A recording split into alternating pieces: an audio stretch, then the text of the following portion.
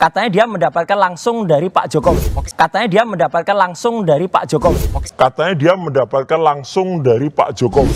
Foto ijazah yang Anda dapatkan itu terima langsung dari orang namanya Joko Widodo atau tidak? Saya katakan di sini itu tidak dari Pak Ya udah, Joko Widodo. clear, dah selesai. Ya. Kalau ada seorang ahli yang mengatakan bahwa saya sudah menganalisa ada dokumen saya ambil dari online, saya analisa kiri kanan, Enggak, ini sama sekali bukan online. Dari mana, Mas? Yang ijazah Mas ambil? Ijazahnya adalah memang kan ijazah kita pastikan dari ketika skripsinya itu tidak benar, ya ijazahnya pasti Bukan, tidak Mas benar. kan menganalisa ijazah. Ada katanya fotonya tidak sesuai dengan itu, dari mana seorang source-nya? yang menuliskan dia, katanya dia mendapatkan langsung dari Pak Jokowi. Katanya dia mendapatkan langsung dari Pak Jokowi. Foto ijazah yang Anda dapatkan itu terima langsung dari orang namanya Joko Widodo atau tidak? Saya katakan di sini itu tidak dari Pak Ya Joko udah, Widodo. clear, dah selesai. Ya. Dian Sandi membantah Rai Suryo yang sebelumnya mengaku mendapat ijazah dari seseorang yang klaimnya mendapat langsung dari Jokowi.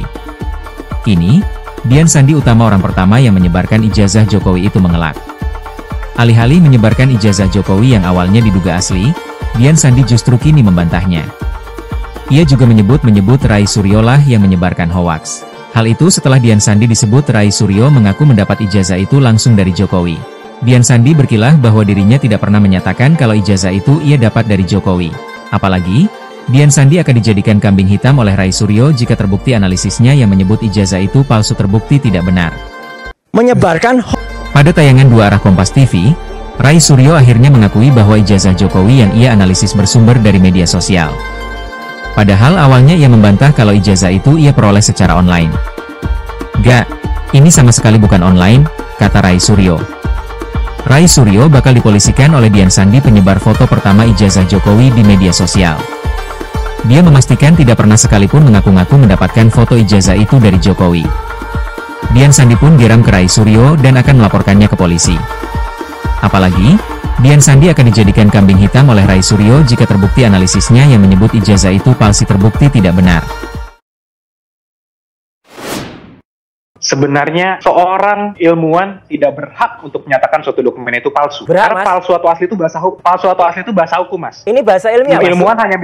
Ilmuwan hanya bisa menentukan apakah ini identik atau tidak identik. Enggak. Masalah Enggak ada palsu referensi, Mas. atau asli Fake itu dokumen adalah itu ada. di Fake dokumen ada. Pengadilan lah yang bisa menentukan suatu dokumen ini secara hukum asli atau palsu. Sehingga ahli Enggak. nanti pun Labkrim Itu pun saya nanti tentang akan kalau mengeluarkan statement ini adalah identik atau tidak identik. Nanti hakim yang menilai dengan menimbang segala buktinya. Oke, dengan setelah menimbang bukti A, bukti B, bukti C, maka hakim pengadilan memutuskan bahwa ini adalah palsu sehingga bla bla bla konsekuensi hukumnya. Jadi asli palsu ini juga tidak bisa diperdebatkan di sini karena Ya. itu bahasa hukum, Mas. Ya, Jadi ini kalau seorang bahasa ilmuwan, ilmu pengetahuan, siapapun- science technology, Ya, itu ada fake dokumen Science. dan real dokumen. siapapun ahli nanti, ilmuwan manapun nanti hanya bisa membuktikan bahwa oke, ini identik dengan ini. Karena palsu atau asli itu bahasa hukum, Mas. Enggak, bahasa pengetahuan, ada referensinya, Mas. Clear banget. Terima kasih, Mas. Terima kasih pemirsa Open Minded. Ya. Saya di sini sebenarnya kalau dari sisi keilmuan mungkin tidak sangguplah saya untuk memenuhi argumentasi dari narasumber-narasumber yang lain. Tetapi saya ingin hadir menjelaskan di sini kepada pemirsa Diskursus.net dari sisi yang berbeda, yaitu dari sisi pendekatan sejarahnya dulu, agar memudahkan saya nanti untuk menjawab sebenarnya kenapa saya mengatakan bahwa apa yang saya posting waktu itu pada tanggal 1 April dengan keyakinan bahwa itu adalah asli. Pendekatan sejarahnya ini kan menurut saya itu sangat penting karena yang diungkap oleh beberapa pakar belakangan ini justru adalah pendekatan teknologi, pendekatan sains, software dan lain sebagainya, ilmu-ilmu kekinian lah. Sampai pada satu titik sebelum tanggal 1 April itu saya banyak mendapatkan pertanyaan dari teman-teman. Kebetulan saya adalah politisi PSI, kebetulan juga saya dari tahun 2014 adalah ya kita sebut saja pendukung Pak Jokowi gitu. Jadi agak lekat gitu dengan pertanyaan itu. Ketika disuguhkan pertanyaan dengan basis-basis teknologi seperti hasil-hasil software itu, saya pun kebingungan menjawab. Kenapa ya sampai bisa terjadi seperti ini gitu. Bahkan di titik tertentu pada saat itu saya sempat juga meragukan. Dalam arti karena kan saya juga tidak berinteraksi dengan Pak Jokowi. Apakah ini asli atau palsu? Saya tentu tidak bisa menjawab itu. Lah barulah saya masuk kemudian, karena saya tidak expert di bidang teknologi itu, saya coba masuk dalam pendekatan sejarahnya. Nah, kalau kita berbicara pendekatan sejarah, di situ kan ada pendekatan sosiologis, antropologis, bahkan multi approach ya secara keilmuan. Saya hubungi satu orang yang kebetulan pada saat itu saya pernah menjadi staf khusus di Provinsi NTB waktu tahun 2018 tahun 2023. Di situ ada satu orang namanya Pak Andi Paramaria yang pernah saya sampaikan juga di diskursus net itu. Beliau dulu satu angkatan dengan Pak Jokowi di tahun 2018 ke 2023 itu saya memang agak intens ketemu. Ini karena pekerjaan saya. Beliau dengan kebanggaan itu menceritakan bahwa beliau pernah berkuliah dengan Pak Jokowi. Itu dasar saya untuk mencari tahu kemudian sebenarnya apa saja yang harus saya butuhkan untuk dapat membuktikan, atau setidaknya untuk diri saya sendiri dulu untuk bisa membuktikan bahwa Pak Jokowi ini benar berkuliah atau wisuda di UGM. Kan harus dari diri sendiri dulu, Mas. Dari sendiri dulu. Sebelum kita dapat membuktikan ke orang lain gitu. Nah, beliau kirimkanlah saya dokumen-dokumen foto pada saat itu ketika beliau berkuliah, dan banyak juga dokumen-dokumen lain yang belum ditampilkan di sosial media, baik itu yang beredar di sosial media secara umum maupun oleh orang-orangnya Pak Jokowi. Mas saya alumni yang bersamaan kuliahnya dengan Pak Jokowi. Itu pada saat itu peristiwanya. Lalu kemudian kita harus menyepakati dulu satu tahap di mana kita bisa memperlebar diskursus kita tentang ini. Ada satu yang harus kita sepakati dulu, yaitu data si Penmaru 1980. Karena itu dasarnya kan, awalnya. Kalau masalah SMA, hakul yakinlah kita bahwa beliau memang menempuh pendidikan sekolah menengah atas itu di SMPP itu, yang kemudian berubah menjadi SMA 6 itu kan. Nah, dari sana dulu kita harus mulai membahas ini dari awal awal Pak Jokowi masuk kuliah, yaitu di si Penmaru 1980. Si Penmaru 1980 itu bisa diuji fisiknya dari sisi keilmuan forensik bahwa itu majalah itu betul dikeluarkan pada tahun itu. Terlepas perdebatan kita tentang apakah ada ejaan lama, ejaan baru di situ, ada DJ, ada J, ada SO, ada SU gitu. Tetapi itu yang jadi pegangan untuk kemudian menyepakati bahwa benar orang ini berkuliah di UGM. Karena itu dasarnya, itu awalnya. Kemudian si Penmaru itu saya diperlihatkan waktu itu, ini nama-namanya. Nah, perbedaan-perbedaan yang ada misalkan seperti ejaan lama, ejaan baru, itu juga bukan sendiri Pak Jokowi. Ada juga Joko yang lain, tidak menggunakan DJ misalnya. Atau Soe tidak menggunakan Soe tapi menggunakan Su. Jadi kita harus sepakat di situ dulu sebagai langkah awal kita untuk membahas ini lebih lanjut kan. Nah, kalau memang benar itu berarti kita masuk kepada proses beliau berkuliah. Karena kan proses data awalnya ada, beliau masuk di si Penmaru itu. Itu bisa diuji forensik, datanya ada. Majalah yang memuat itu pada saat itu masih ada kok sampai hari ini. Kalau beliau ingin menguji sesuai dengan keilmuan beliau, ya silahkan. Tapi itu jadi pegangan kita bahwa Pak Jokowi benar masuk kuliah pada tahun 1980. Deretan namanya ada Pak Andi Paramaria di situ, walaupun salah penulisan nama. Misalkan Pak Andi Paramaria ditulis Pak Anji Paramaria gitu. Tapi Pak Joko Widodo sendiri memang ditulisnya seperti itu. Nah, kalau kita permasalahkan sekarang DJ dengan J itu, ya kita nggak tahu, itu mungkin orang tua beliau yang menamakan begitu kan. Kenapa orang tuanya? Kan memang dari data dari SD, SMP, SMA menggunakan J, yang nggak bisa dipaksakan ketika kuliah menggunakan DJ, walaupun itu sudah ada pembaruan. Misalkan kita berangkat dari sejarah penggunaan ejaan lama, ejaan baru dari tahun-tahun 1901, 1973, apa segala macam. Bisa, Pak? Sebentar. Kasih Mas Dian dulu deh. Itu pertama ya. Yang kedua lalu kita masuk ke prosesnya, proses beliau berkuliah. Dokumentasinya ada, saksi-saksinya masih ada misalnya ketika beliau berkuliah. Oke lah, kita jangan masuk dulu kepada proses beliau selesai kuliah seperti wisuda ataupun ijazah. Jangan dulu ke sana. Tetapi prosesnya dulu yang kita buktikan waktu beliau menempuh semester 1, semester 2, semester 3. Itu kan beliau ada dokumentasi waktu berada di kelas misalnya.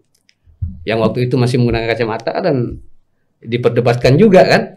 Yang kedua, misalkan waktu beliau bersama-sama ekstrakurikuler di luar kampus gitu misalnya, waktu beliau mapala apa segala macam, itu kan ada. Artinya prosesnya ada beliau berkuliah itu.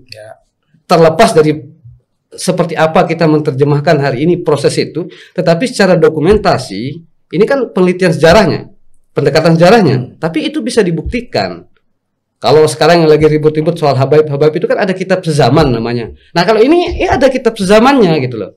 Ada saksi-saksi hidup di situ. Nantilah kita dulu berdebat tentang saksi hidup yang kata teman-teman menuduh bahwa saksi hidup ini banyak dikasih komisaris. Nanti dulu di situ. Nah baru kita masuk pada hal yang paling krusial. Apa itu paling krusial? Yaitu soal skripsinya. Kan ini yang sedang diteliti oleh teman-teman bahwa skripsi itu tidak memenuhi unsur keaslian. Karena ada faktor-faktor yang mempengaruhi misalnya seperti Pontius Roman apa segala macam.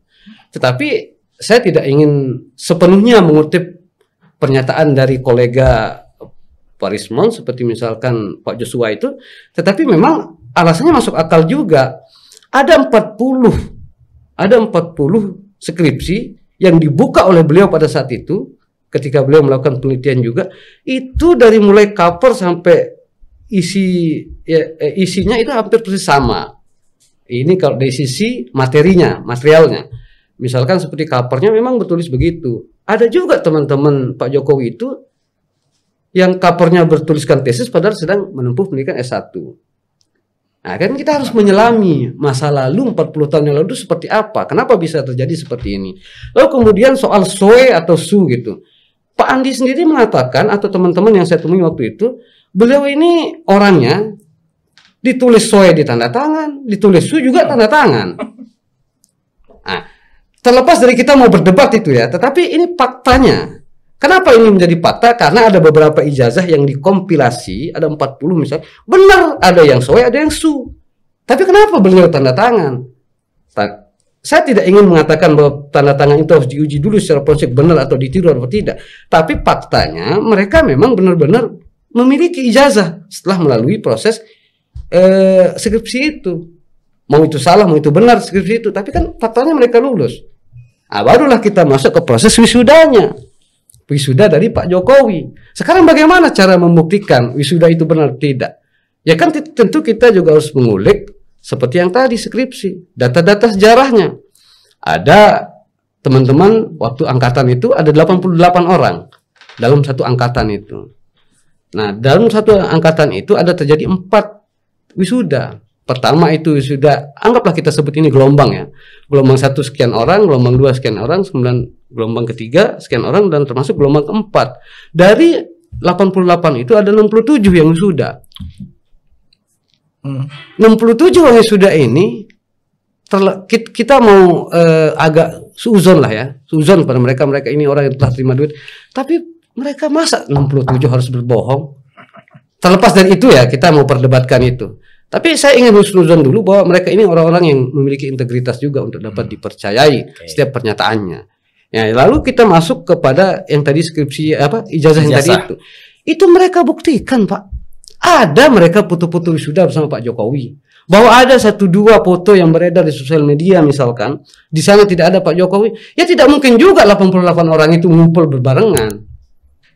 Tetapi misalkan ada dalam satu gelombang itu yang bersamaan dengan Pak Jokowi, ada. Asli foto itu bisa dipertanggungjawabkan.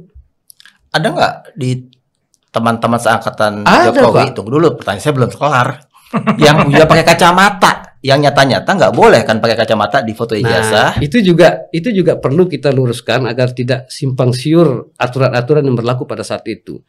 Menurut saya, Pak, ini menurut saya sepertinya aturan itu tidak baku-baku banget pada saat itu. Kenapa? Karena ada pembuktian dari beberapa kampus, bukan hanya UGM, ada juga yang pakai kacamata pada tahun itu ya.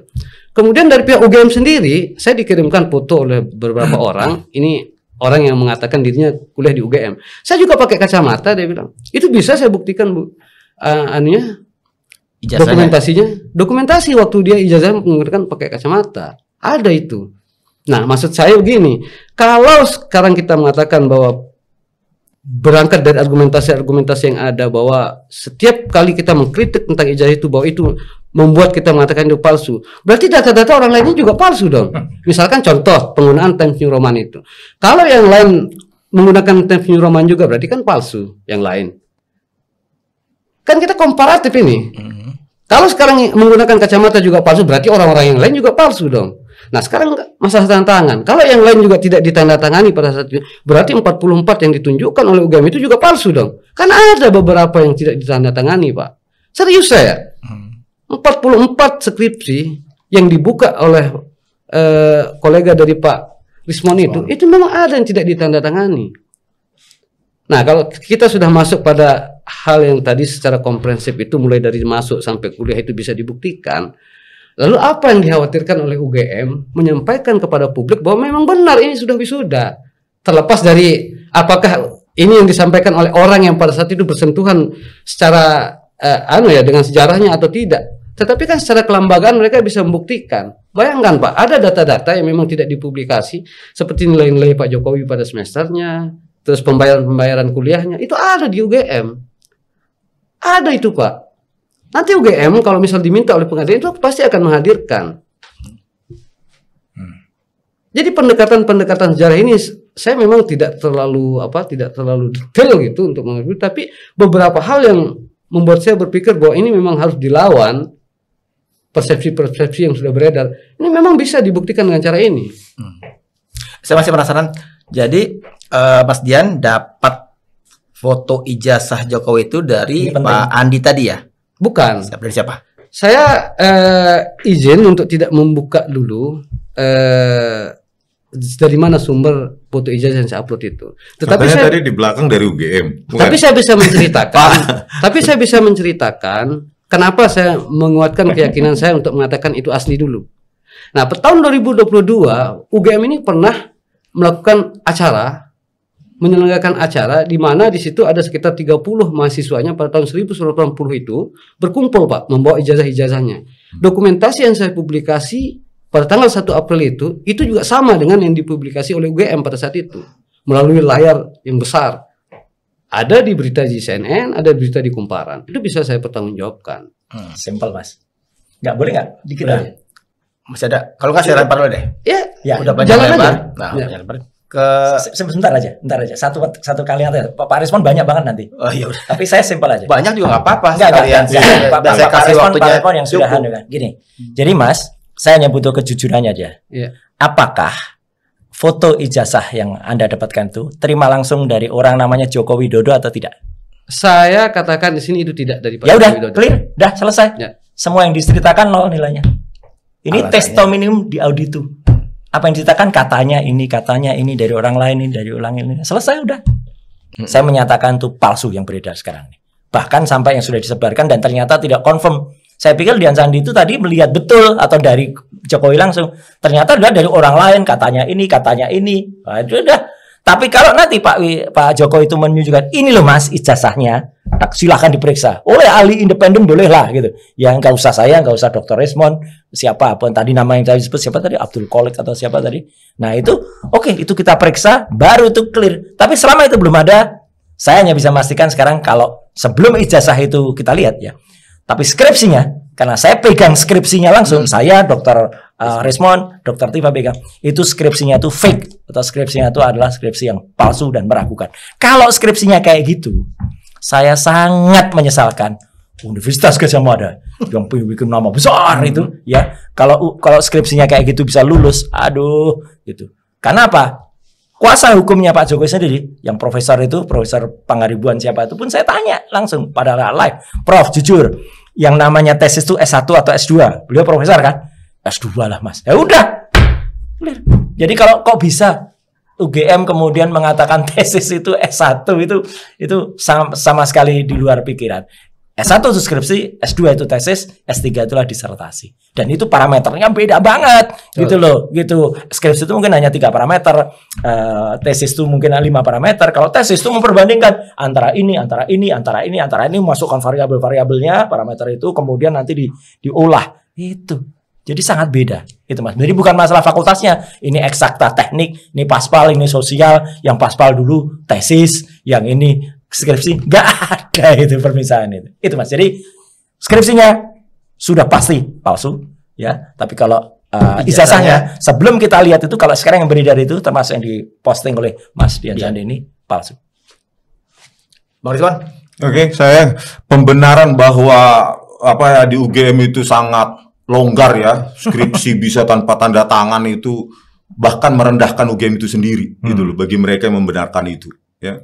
Kecuali kalau UGM menjelaskan bahwa bisa alasan mengapa mereka melakukan reproduksi ya, lembar-lembar pengesahan skripsi yang banyak itu ya, alasannya mungkin dimakan tikus atau apa ya. Kenapa menggunakan teknologi tinggi yang jauh di atas 1985, kecuali mereka UGM bisa menjelaskan itu secara saintifik, secara alasan akademik, maka saya konsisten mengatakan 11.000 triliun palsu ijazah Joko Widodo. 11.000%. Ya maksudnya kalau bahasa ilmiah 100, bahasa YouTube 11.000 triliun persen palsu. Dari kantongnya palsu itu. Saya pengen nanya nih, kalau in case betul ada pengadilan yang kemudian menghadirkan ijazah Pak Jokowi, apakah Anda berdua butuh berapa lama untuk kemudian menguji itu dengan apapun metodenya untuk menyatakan ini palsu atau asli? Sampel hadirkan saja, kami bawa scanner resolusi tinggi, kalau terus ada uji karbon. Teknologi kan Pak, mungkin sehari 2 hari bisa, tetapi kan perlu lagi uji usia kertas, itu, jenis karbon tinta, terus apalagi pakai teknologi nano, ya kan, nano teknologi itu lebih akurat lagi gitu loh untuk usia dan segala macam. Mungkin mereka perlu waktu mungkin sebulan 2 bulan, apalagi kalau diuji di laboratorium internasional itu lebih valid lagi. Jadi sebelum itu terjadi dan UGM semakin dipermalukan, sebaiknya UGM berhentilah berbohong. Pertanyaan yang sama. Berapa persen? Kalau saya batas rasional aja, saya percaya itu 100% asli. Karena memang disampaikan oleh pihak yang memiliki otoritas seperti UGM. Dan Pak Jokowi juga sudah menyampaikan, walaupun mungkin tidak boleh dipoto sama pihak-pihak teman wartawan, tapi itu sudah ditampilkan. Artinya saya meyakini bahwa apa yang disampaikan oleh Pak Jokowi itu betul adanya, ada ijazah itu. Saya sampaikan dulu di dulu komen di X itu bahwa ijazah beliau memang di lemari beliau kan begitu, untuk membendung beberapa informasi hoax yang mengatakan dari pihak UGM yang menyampaikan bahwa ijazah beliau itu hilang. Ya, jadi saya sampaikan bahwa itu memang ada di lemari beliau. Tetapi ada satu yang ingin saya sampaikan di Diskursus.net untuk kemudian nanti kita coba renungilah. Mudah-mudahan teman-teman yang memiliki kemampuan dalam hal telematika atau forensik betul-betul objektif menilai ini, agar tidak ada kesimpulan-kesimpulan yang lain bahwa ini hanya soal preferensi politik. Saya ingin sekali agar ini cepat saja dibuka, bila perlu kita uji di pengadilan, karena memang seperti yang saya sampaikan tadi bahwa secara akademis itu sudah tuntas disampaikan oleh UGM, tapi secara hukum itu tinggal kita ke pengadilan. Saya setuju, itu aja.